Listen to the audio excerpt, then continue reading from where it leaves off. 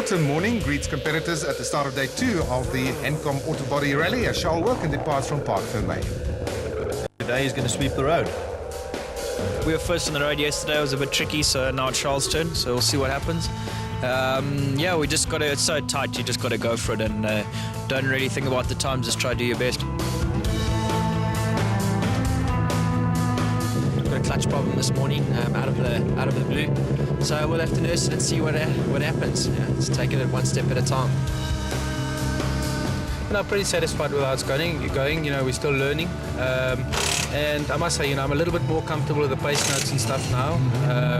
Getting more used to the car, so we're slowly building up, and you know, hopefully we can fight right up there with the front guys soon.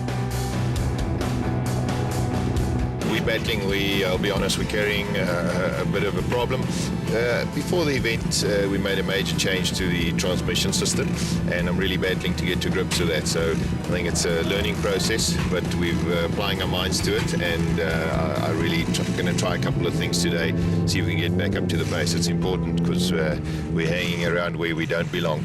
Stage 4, the first of day 2, is a repeat of the previous day's last stage. Shooter 1 over 20.38 kilometers.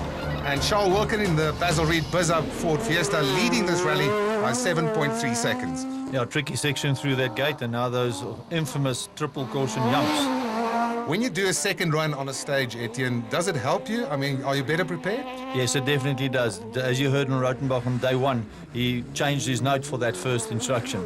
So you could say to you, no, slower or whatever. So Rotenbach went there, didn't go as fast as Wilkin, and now Poulter, 7.9 seconds off the pace at this stage. Yeah, had a bit of an understeer going into the corner, but it finished beautifully. Jan Habig, 11.6 seconds off the pace, and certainly a position where he doesn't want to be. Also well negotiated through there, very, very tight competition, going like hell and trying his best. That's Johnny Gemmell in 6th position, and clearly he's on the attack. On the limit over the jump. As Fecken goes through, and he's just 0.7 of a second behind Johnny Gemmell in the standings at this point. And hitting that jump flat out. Landing a bit awkward there as well. Takes a lot of commitment, that one. Now John Williams, 8th position overall, and he's just 0.6 seconds behind Fecken. He certainly would like to close that gap. Definitely trying very, very hard, absolutely committed. In fact, he sets the fastest time up to now in that stage. Now JP Damso in 10th place. Very, very cautious over there as he's got history of a jumping car, you know. This is Japie van der Kerk in the NAD Volkswagen Polo, currently in 12th position. Keeping a nice steady pace for him as well. Former production car champion, and it must be very difficult, Etienne, for fast guys like this, but as a privateer. Yeah, well, privateers, you have to drive with a little bit more caution. You don't have all the backup that the factory teams have, so you have to bear that in mind. Mohamed Musa and Grant Martin in the team total. Toyota Runnex currently in 14th position overall. And in 15th overnight, Hein Latergan and Johan van der Merwe in the leading Pertec Peugeot 207. And they are certainly still finding their feet at this point. Very tidy through there and looking good. And Hein Latergan would go on to set the 4th fastest time. Very competitive. Yes, and they're doing development as the season goes along, which is great. Some input on that front also from his teammate, Visser du Plessis, currently in 15th position overall, just 6 seconds behind his teammate. Sebastian Klaassen and Cindy Harding in the Monster-sponsored Subaru Impreza, currently in 20th position. John Williams' stage time stands as the fastest there, 2/10 of a second quicker than Charles Wilkin, but all of this means that Wilkin now leads Rotenbach by 8.3 seconds, and Poulter just 2.1 seconds further back. Stage 5, next to the Saal Cup Spruit, and we've got 17 kilometers of gravel. Charles Wilkin leading, as I say, by 8.3 seconds at this point. Then triple caution left over this one, triple caution medium. Then 80, triple caution medium.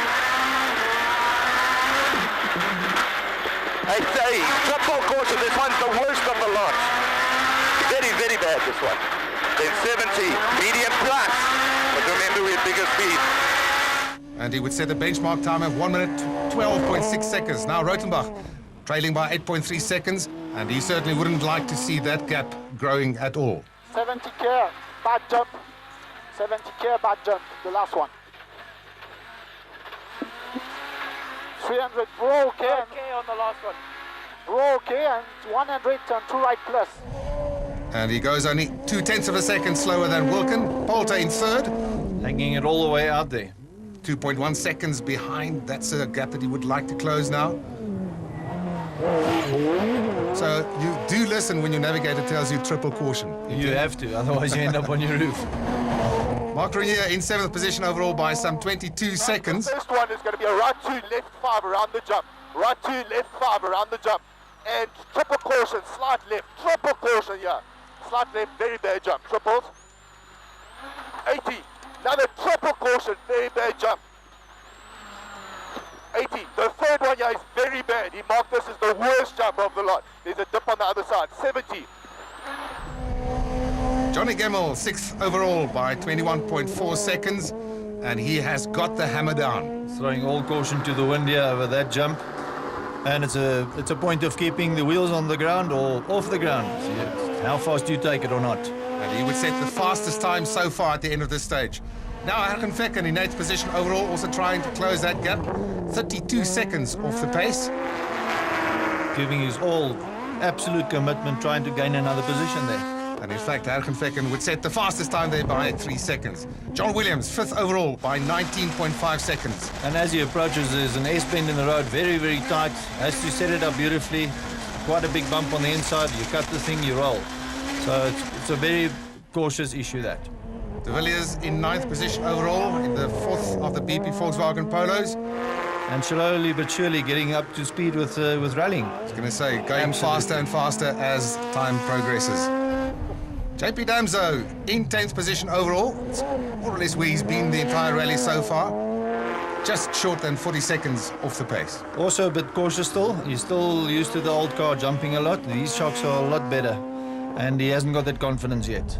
Enzo Kuhn in 11th position overall. Unfamiliar territory for him in the standings and still getting used to the new setup in the car. Nick Ryan now, 13th overall by just short of a minute. He is doing very, very well in his Grandmark International Polo. And Hein Lategan has moved up into 14th overall, just over a minute. So, Herkenfecken takes that stage by 0.2 of a second from Johnny Gemmell. But overall, Wilken now leads Rotterbach by 8.5 seconds and Poulter is third, 5.9 further back. The car's going well, except last night we picked up a clutch problem and seems to hamper us a little bit in the stages. But yeah, we had 2 good stages. We extended our lead, so it's looking good. Next 2, we've got to really go hard. We were 6 on the road today, and road was a bit better. We started off with a repeat from the last one yesterday. It was pretty good. We had a little problem midway through, but it was okay. Time was pretty good. And the next one, I just went a little bit faster, and it was a pretty good time. So I think we're up 1 position to 5th, but it's still pretty close. You're gonna have to go for it. I mean, everyone's pushing really hard, but it's so nice to be in the fight on Saturday. You know, we had a good day yesterday, and it's nice for Cecil that we right up there. So we're gonna try our best. I think the road position also helps. You know, yesterday we were 3rd on the road, and there is grass on the track, so you brake late, and you on the grass. The guys behind don't have the grass. So today we've got a good road position that helps. Stage 6 was cancelled due to an unfortunate incident, but thanks to the medical provisions made, the patient was in hospital within an hour. Stage 7 now, just outside Bronkhorstspruit, called Hans 1. That's 22.93 kilometers of gravel. And at this point, the battle at the front is getting more and more intense. Charles Wilken leads by 8.5 seconds at this point. Can he hold on to that gap? Trying to keep his first place with a pack chasing from behind. The next jump up. 300. Danger, turn deceptive, right 8 down. No here. Right 8 down. Into max jump up. Max jump up. And 350 left 7. Rotterbach, 8.5 seconds behind. Now, the water jump, Etienne, is always a very tricky thing to negotiate. Yes, go in too fast and you suck up a lot of water in your intake and you stall and your engine dies. So you have to hit it at exactly the right speed. Once again, a matter of judgment. Now, Leroy Poulter in 3rd position. He's just 5.9 seconds behind Rotterbach. Yes, Leroy Poulter, looks like this Toyota fits him like a glove. He certainly loves rallying and is getting faster and faster by the event. Jan Habig in 5th position, just 4.1 seconds behind Johnny Gemmell, and he would have gone through many a water splash like this before in his career. Absolutely, very, very tricky and very, very interesting. Not pushing hard enough though. Rothenbach at this point still the fastest, and Habig goes 4.4 seconds slower in this stage. Fournier, 8th position overall at this point, only 0.4 of a second behind Fecken. And hitting that water splash with speed. Johnny Gemmell in 4th position, pushing very hard. Now he's only 3 seconds behind teammate Leroy Poulter in the other Castrol Toyota Auris. Yeah, he's trying very, very hard to keep get the leaders in his sights. Doesn't want to be outside of the top 3, and he would indeed go fastest by more than 12 seconds in this stage. That's incredible. Wonder where he got that from. Arjen Fecken in 7th position in the BP Volkswagen Polo, just 0.2 of a second behind John Williams in 6th position. Doesn't seem like that incident early on has affected the crew too much, at least on the road. No, they're doing very, very well, and considering all those things, his mind is still at rallying. John Williams, 6th overall, just 3.3 behind Habig. And going very, very hard in there, almost hitting that bridge. That was very close. That could have so easily damaged that left rear suspension. That would have been history for him. Villiers in 10th place, just 2.9 seconds behind Damso, the man in 9th place. And still getting faster and faster every stage. Yeah, is Damso in fact in 9th position.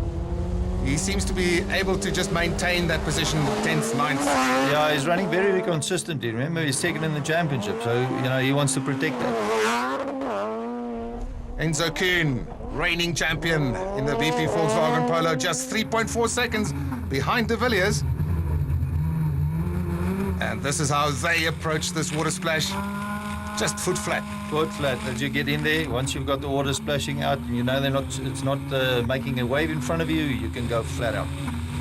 And this is particularly impressive. And he's trying very, very hard to close the deficit between him and Cronje.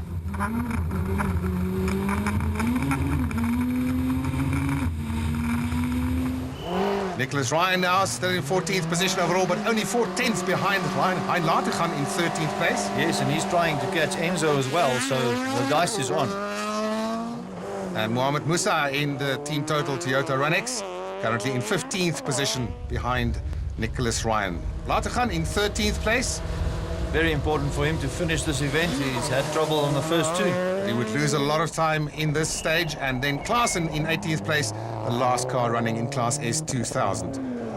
Ulrich Dippenaar and Derek Jacobs in the Toyota Runex.